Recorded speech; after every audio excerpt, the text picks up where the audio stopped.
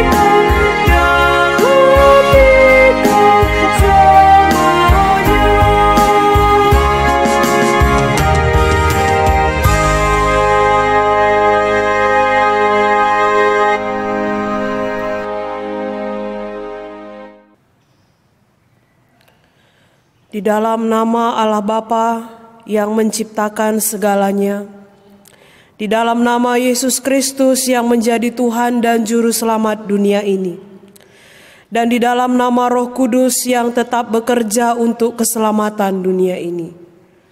Allah telah mengasihi dunia ini, keselamatan sudah dianugerahkannya kepadamu, dan membawa kedamaian bagi dunia ini. Amin.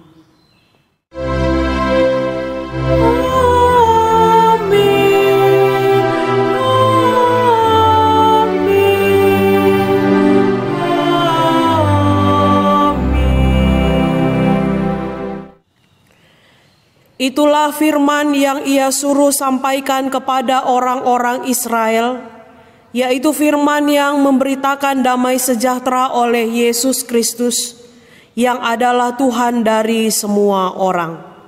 Kisah Para Rasul 10 ayat 36. Marilah kita memuji Tuhan atas firman-Nya melalui nyanyian kita.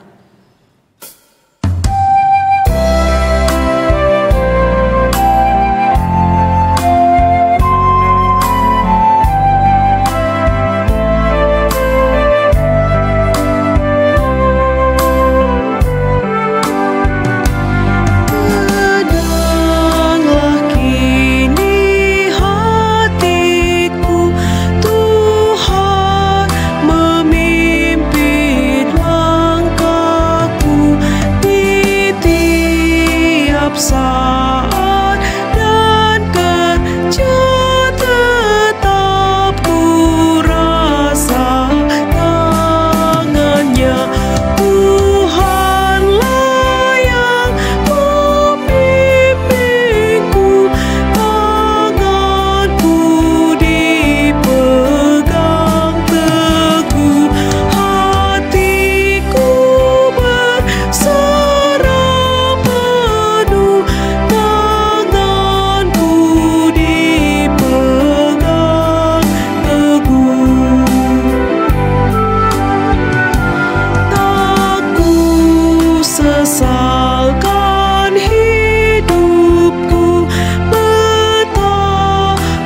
juga nasibku, sebab Engkau tetap dekat, tanganmu ku pegang erat.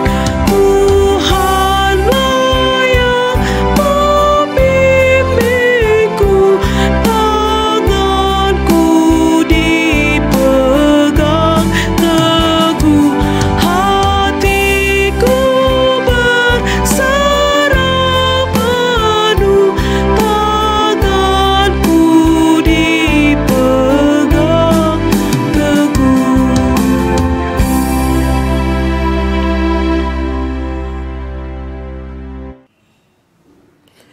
Yang menjadi pembacaan firman Allah bagian yang pertama tertulis di dalam kitab 1 Samuel pasal yang ke-16 ayat 14 sampai 23, demikianlah bunyinya. Tetapi roh Tuhan telah mundur dari Saul, dan sekarang ia diganggu oleh roh jahat yang daripada Tuhan. Lalu berkatalah hamba-hamba Saul kepadanya, ketahuilah, roh jahat yang daripada Allah mengganggu engkau. Baiklah tuanku menitahkan hamba-hambamu yang di depanmu ini mencari seorang yang pandai main kecapi. Apabila roh jahat yang daripada Allah itu hinggap padamu, haruslah ia main kecapi, maka engkau merasa nyaman. Berkatalah Saul kepada hamba-hambanya itu, carilah bagiku seorang yang dapat main kecapi dengan baik, dan bawalah dia kepadaku. Lalu jawab salah seorang hamba itu, katanya, sesungguhnya aku telah melihat salah seorang anak laki-laki Isai orang Betlehem itu, yang pandai main kecapi. Ia seorang pahlawan yang gagah perkasa, seorang prajurit yang pandai bicara, elok perawakannya, dan Tuhan menyertai dia. Kemudian Saul mengirim suruhan kepada Isai dengan pesan, suruhlah kepadaku anakmu Daud yang ada pada kambing domba itu. Lalu Isai mengambil seekor keledai yang dimuati roti, sekirbat anggur, dan seekor anak kambing. Maka dikirimkannya lah itu kepada Saul dengan perantaraan Daud anaknya. Demikianlah Daud sampai kepada Saul dan menjadi pelayannya. Saul sangat mengasihinya, dan ia menjadi pembawa senjatanya. Sebab itu Saul menyuruh orang kepada Isai mengatakan, biarkanlah Daud tetap menjadi pelayanku, sebab aku suka kepadanya. Dan setiap kali apabila roh yang daripada Allah itu hinggap pada Saul, maka Daud mengambil kecapi dan memainkannya. Saul merasa lega dan nyaman, dan roh yang jahat itu undur daripadanya. Berbahagialah orang yang mendengarkan firman Tuhan, yang memelihara serta melakukannya dalam kehidupan sehari-hari. Haleluya. Haleluya. Haleluya.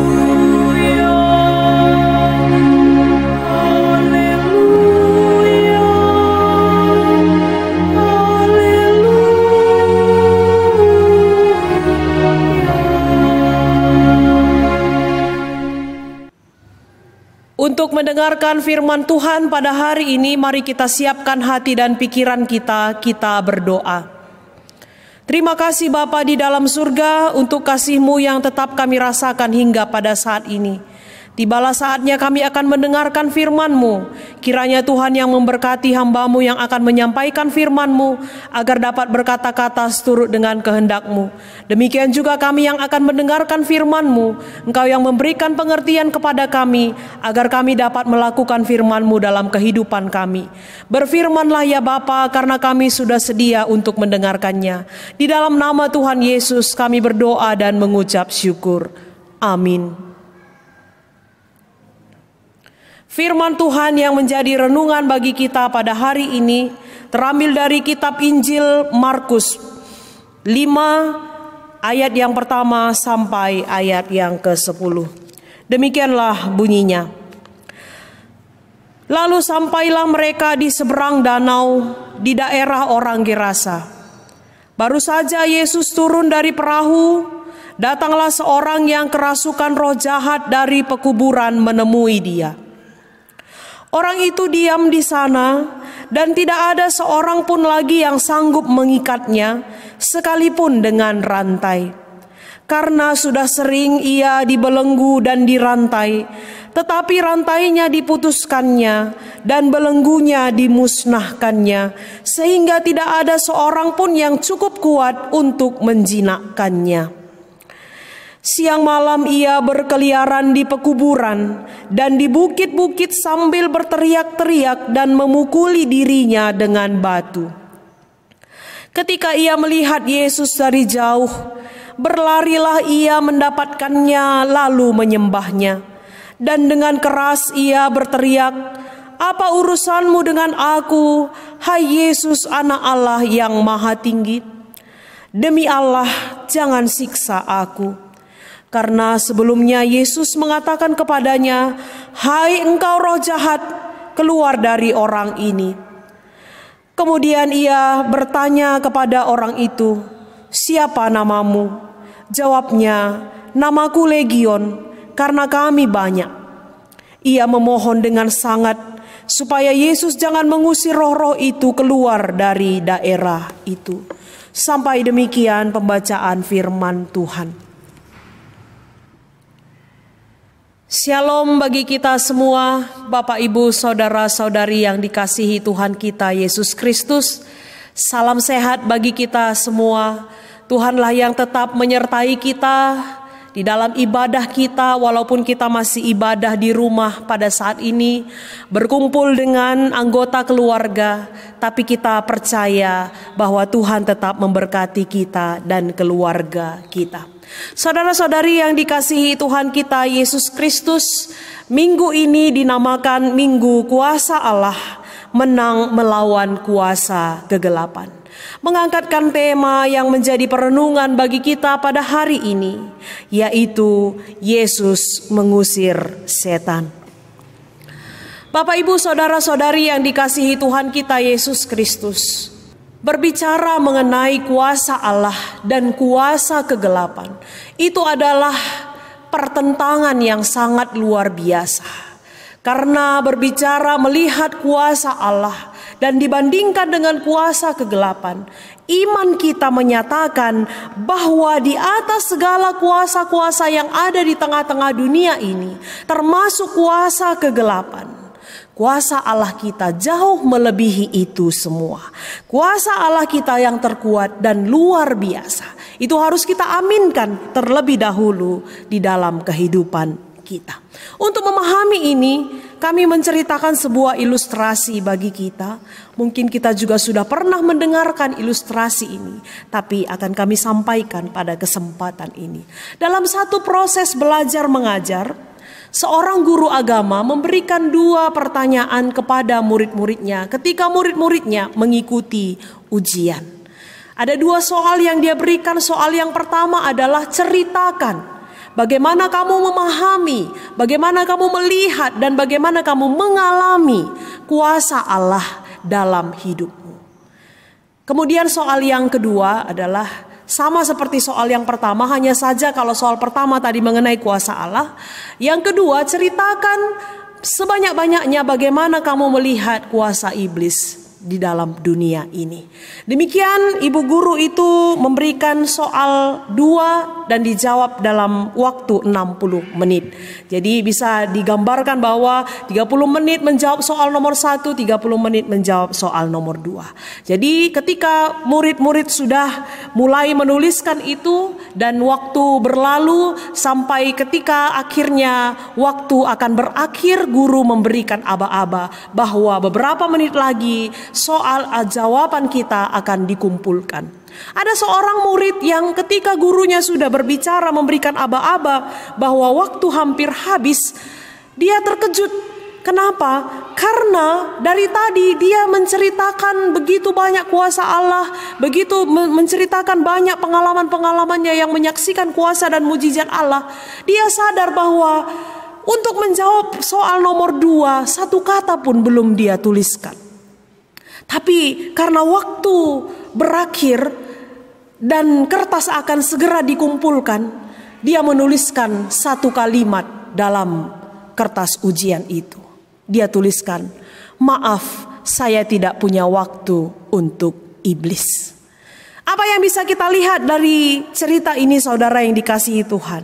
Sebegitu besarnya, sebegitu berartinya, dan sebegitu luar biasanya karya Tuhan dan kuasanya yang dia rasakan dalam kehidupannya, sehingga itu yang dia ceritakan dan dia gambarkan, habis waktunya untuk menceritakan kebaikan Allah, sehingga dia tidak punya waktu lagi untuk mengingat-ingat iblis, untuk melihat kuasa iblis. Jadi kalau kita kaitkan dalam kehidupan kita, sebenarnya saudara yang dikasihi Tuhan, marilah kita merasakan bahwa kuasa Allah itu begitu luar biasa, sehingga kuasa iblis itu tidak ada apa-apanya. Tapi tetap juga kita harus waspada, harus tetap kita hati-hati, karena yang dikenal dari iblis adalah pekerjaannya yang tidak henti-hentinya. Dia akan terus-menerus berupaya untuk menjauhkan kita dari Tuhan, untuk menjauhkan kita dari kasih setia Tuhan. Maka dikatakan dalam Efesus 6 ayat 11, "Kenakanlah seluruh perlengkapan senjata Allah, karena musuh kita adalah melawan penguasa-penguasa yang terlihat dan tidak terlihat." Nah, itu juga harus kita waspada. Dalam renungan kita pada hari ini yang terambil dalam Markus 5 ayat 1 sampai 10, di mana ketiga Injil, baik Matius, Markus dan juga Injil Lukas, sama-sama mencatat peristiwa mengenai Yesus mengusir roh jahat dari orang Gerasa. Dan juga ketiga Injil ini, Matius, Markus, Lukas, menempatkan cerita ini tepat setelah peristiwa Yesus meredakan badai, Yesus meredakan angin ribut. Jadi bisa dikatakan bahwa hal ini menunjukkan kejadian angin ribut diredakan oleh Yesus dan Yesus mengusir setan. Itu adalah peristiwa yang berentetan, peristiwa yang bersambung satu dengan yang lain. Kalau kita perhatikan, ketika Yesus dan murid-muridnya sampai di seberang danau di satu daerah orang Gerasa, Yesus bertemu dengan orang yang kerasukan roh jahat dari pekuburan di daerah itu. Kalau diperhatikan dari keberadaan orang yang sedang dirasuki oleh roh jahat itu, bisa digambarkan bahwa kondisinya sangat parah. Roh jahat yang merasukinya, roh jahat yang ada di dalam dirinya pada saat itu menguasai sepenuhnya hidupnya. Kenapa dikatakan sepenuhnya? Yang pertama, karena dia tidak lagi tinggal bersama-sama dengan penduduk kota itu. Karena walaupun dia sudah diikat, walaupun dia sudah dilakukan upaya-upaya bagaimana supaya dia bisa menjalani kehidupannya, tetapi itu semua dia lepaskan. Bisa dikatakan bahwa apa yang ada dalam tubuhnya yang mengikat dia pada saat itu sangat kuat dan sangat mengikat dia. Roh jahat pada dirinya, pada tubuhnya itu sangat kuat. Terbukti dari ketika Yesus berkata, "Siapakah namamu?" Dia berkata legion, artinya beribu-ribu, artinya banyak. Artinya banyak sekali roh jahat yang ada dalam tubuhnya pada saat itu. Dengan kondisi yang demikian menunjukkan bahwa ketika dia siang dan malam berteriak-teriak ke sana kemari dan mengambil batu untuk melukai dirinya, kondisinya pada saat itu menunjukkan bahwa itu menjadi ancaman, bukan hanya ancaman kepada orang lain, tapi juga ancaman dalam dirinya sendiri, ancaman kepada dirinya sendiri. Hal ini bisa kita lihat, saudara yang dikasihi Tuhan, bahwa orang yang sedang diikat dengan kuasa roh jahat, kehidupannya menderita. Kehidupannya tidak seperti manusia biasa. Dia akan menjadi ancaman bagi dirinya dan bagi orang lain. Sepenuhnya dia diperalat oleh iblis. Dia terikat. Dia menderita. Kita lihat juga bagaimana Adam dan Hawa ketika dia sudah mendengarkan tipu muslihat iblis, apa yang dia alami? Ya, dia merasakan penderitaan. Dia merasakan sesuatu yang tidak dia dapatkan ketika dia mengikuti perintah Tuhan. Dan hubungannya dengan Tuhan semakin jauh. Nah, kalau kita perhatikan pun di dalam kehidupan kita, kalau kita mengizinkan tipu muslihat iblis ada dalam kehidupan kita, kita pasti menderita. Walaupun terkadang iblis itu menjanjikan hal-hal yang menggiurkan, hal-hal yang menggoda kita, hal-hal yang membuat kita tertarik. Itu sering sekali terjadi.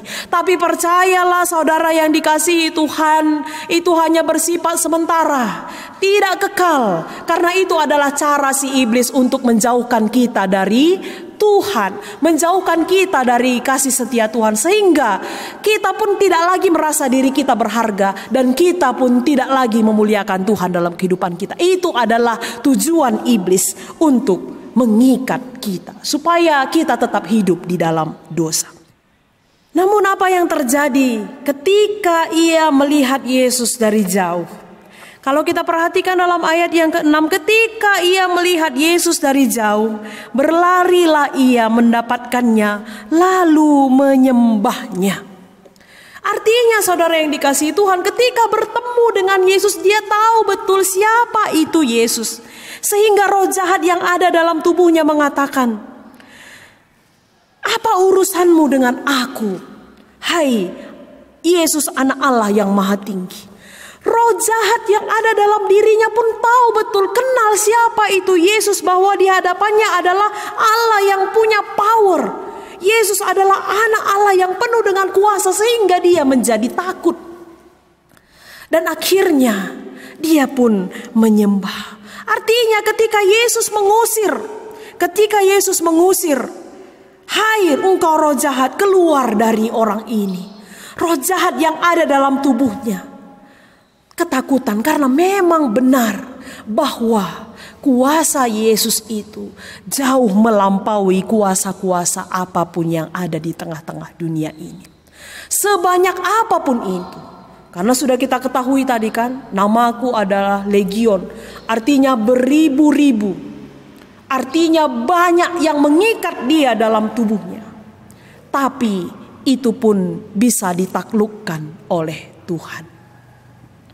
Ini menunjukkan saudara yang dikasihi Tuhan, bahwa seberapa besar pun kuasa-kuasa yang ada di tengah-tengah dunia ini, takluk di dalam nama Yesus. Mengingatkan kita pada cerita sebelumnya ketika Yesus meredakan angin ribut, ketika Yesus meredakan badai. Ini menunjukkan bahwa kuasa Yesus menaklukkan semuanya. Menenangkan angin badai, menenangkan angin ribut, sedahsyat apapun, di dalam nama Yesus semuanya bisa ditaklukkan. Saudara yang dikasihi Tuhan, begitulah besarnya kasih Allah terhadap orang yang sedang menderita, terhadap orang yang sedang terikat, terbelenggu oleh kuasa-kuasa kegelapan, oleh roh jahat, sehingga dia lepaskan semua, dia selamatkan nyawa kita. Dan dia bawa kembali ke hadapannya supaya kita tetap datang menyembah dia. Bukan tidak mungkin pada saat sekarang ini saudara yang dikasihi Tuhan, manifestasi iblis bisa kita lihat dalam kehidupan kita sehari-hari. Walaupun kita sudah hidup di zaman modern ini.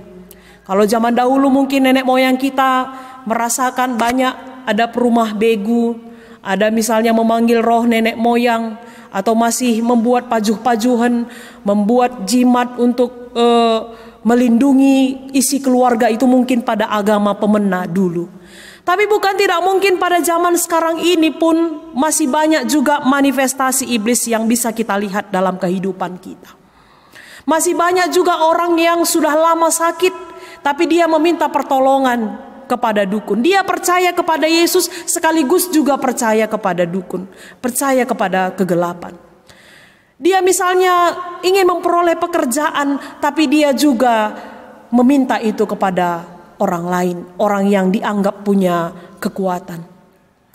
Untuk melariskan usahanya, dia pakaikan, dia minta sesuatu yang bisa membuat usahanya berhasil dari dukun misalnya. Supaya dia mendapatkan jodoh, supaya orang yang bertemu dengan dia pun merasa simpati kepadanya dan lain-lain. Banyak kita lihat. Dan juga masih banyak orang-orang yang menduakan Tuhan, mengutamakan sesuatu, mengutamakan jabatannya, mengutamakan materinya, mengutamakan harta kekayaannya dibandingkan Tuhan. Itu juga adalah manifestasi, penglihatan, ya, penampakan iblis dalam kehidupan kita. Hari ini saudara yang dikasihi Tuhan, kita semakin dikuatkan oleh firman Tuhan bahwa kuasa Yesus jauh lebih tinggi di atas semuanya itu. Jadi marilah kita serahkan seluruh kehidupan kita ke dalam tangan pengasihan Tuhan. Jadi kalau muncul pertanyaan apa yang harus kita lakukan supaya kuasa iblis itu tidak mempengaruhi kita dan berkuasa dalam diri kita sehingga mengikat kita, ada beberapa hal yang harus kita lakukan. Yang pertama, sama seperti yang kami katakan tadi, lakukanlah segala sesuatunya di dalam nama Yesus. Dalam nama Yesus, dalam nama Yesus ada kemenangan. Setiap saat berdoa kita, setiap saat tetap kita bersujud di hadapan Tuhan. Jangan berikan sedikit pun celah kepada iblis untuk mengikat kita, membawa kita kepada kehancuran dan kebinasaan. Kemudian yang kedua, kita mengingat tadi dalam 1 Samuel 16 ayat 14 sampai 23. Roh jahat rupanya bisa juga ditaklukkan dengan perasaan yang nyaman, hati yang tenang, hati yang mengampuni, hati yang penuh dengan damai. Kalau Raja Saul tadi ketika dia mendengar petikan kecapi Daud, dia merasa tenang dan roh jahat yang ada padanya segera berlalu. Maka jangan kita sepele dengan nyanyian. Seringlah kita bernyanyi lagu memuji Tuhan supaya kita memperoleh kekuatan. Sehingga kita tidak lagi mengingat kuasa iblis, tapi kuasa Tuhanlah yang tetap berotoritas di dalam kehidupan kita. Marilah saudara yang dikasihi Tuhan, dalam minggu kuasa Allah menang melawan kuasa kegelapan ini, kita semakin dikuatkan untuk menjalani kehidupan kita. Amin, kita berdoa. Terima kasih Bapa di dalam surga, kami sudah mendengarkan firman-Mu. Ajarilah kami memakaikan firman-Mu ini dalam kehidupan kami setiap hari. Kami percaya Tuhan bahwa kuasa Yesus, ketika kami andalkan dalam kehidupan kami menang melawan kuasa-kuasa kegelapan. Dalam nama Yesus kami berdoa dan mengucap syukur. Amin.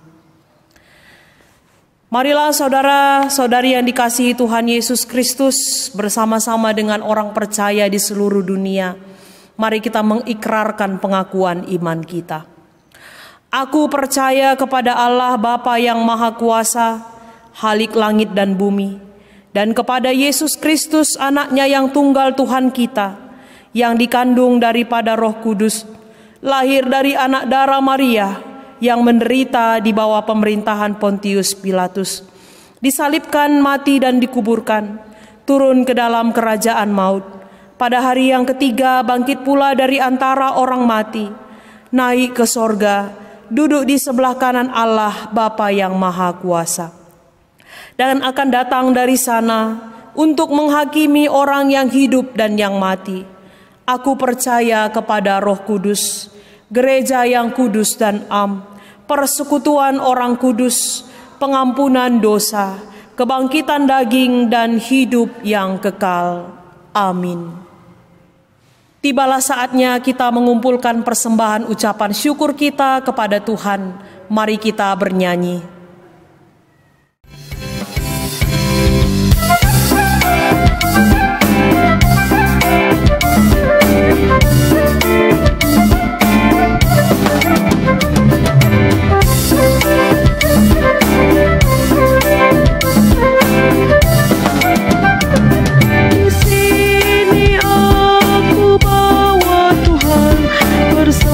Hidupku semoga berkenan.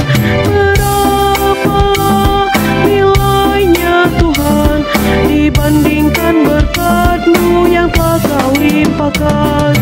Terimalah Tuhan, oh terimalah Tuhan. Ku ingat firman-Mu ya Tuhan, yang mengajarkan kami mengingat yang kecil.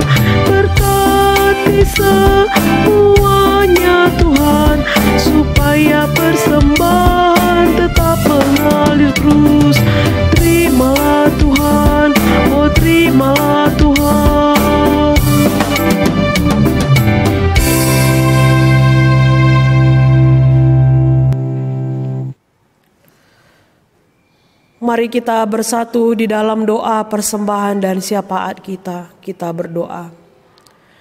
Terima kasih Tuhan untuk kebaikan-Mu yang tetap kami rasakan dalam kehidupan kami. Sebagai ucapan syukur kami sudah mempersembahkan sebagian yang ada pada kami. Kiranya Tuhan menerima dan memberkatinya, supaya persembahan ini dapat dipakaikan untuk menyebarkan Injil-Mu di tengah-tengah dunia ini.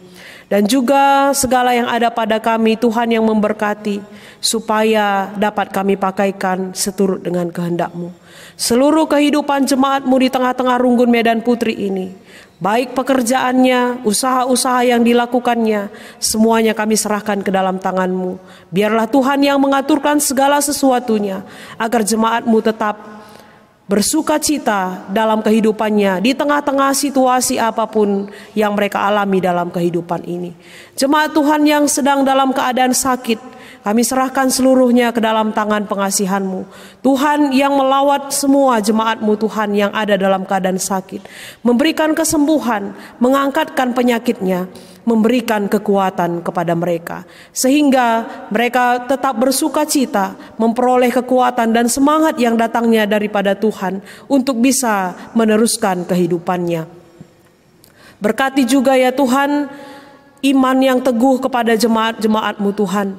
Biarlah kami semuanya tetap berpengharapan kepada Tuhan saja di tengah-tengah kehidupan kami, karena kami percaya jikalau Tuhan yang mengaturkan segala sesuatunya, semuanya dapat berjalan dengan baik.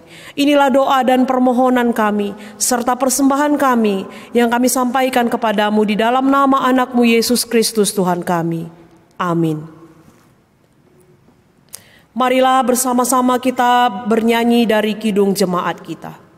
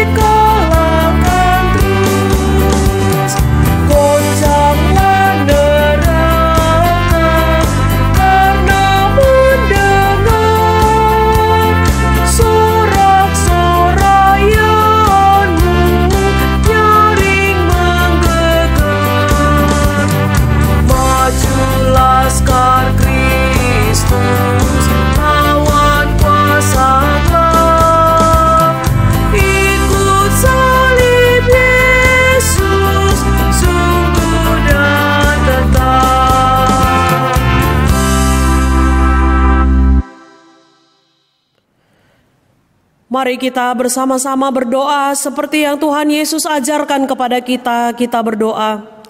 Bapa kami yang di sorga, dikuduskanlah namamu, datanglah kerajaan-Mu, jadilah kehendak-Mu di bumi seperti di sorga.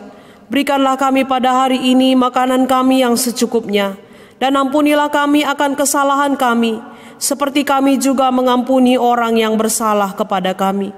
Dan janganlah membawa kami ke dalam pencobaan, tetapi lepaskanlah kami daripada yang jahat. Karena Engkaulah yang mempunyai kerajaan dan kuasa dan kemuliaan sampai selama-lamanya. Amin. Pergilah ke dalam dunia yang penuh pencobaan ini. Teguhkanlah hatimu untuk hidup dalam kuasa Allah. Dan untuk menguatkanmu, terimalah berkat dan kuasa-Nya. Kasih setia Tuhan tak berkesudahan menyertai hidupmu. Dia melindungi, menguatkan dan memberkatimu dalam melakukan kehendak-Nya. Dia yang memeliharamu, Dia tetap bersama denganmu sampai akhir zaman. Amin.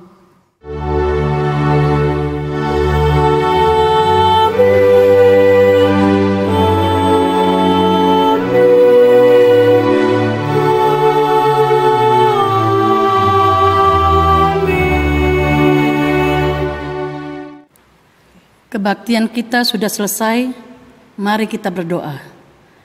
Terima kasih Tuhan, kami ucapkan pada hari ini, karena kebaktian kami sudah berjalan dari awal sampai akhirnya.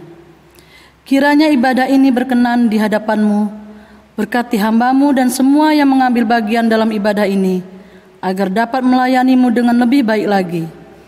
Dalam nama Yesus Kristus kami berdoa. Amin. Majelis Jemaat mengucapkan selamat hari Minggu bagi kita semua.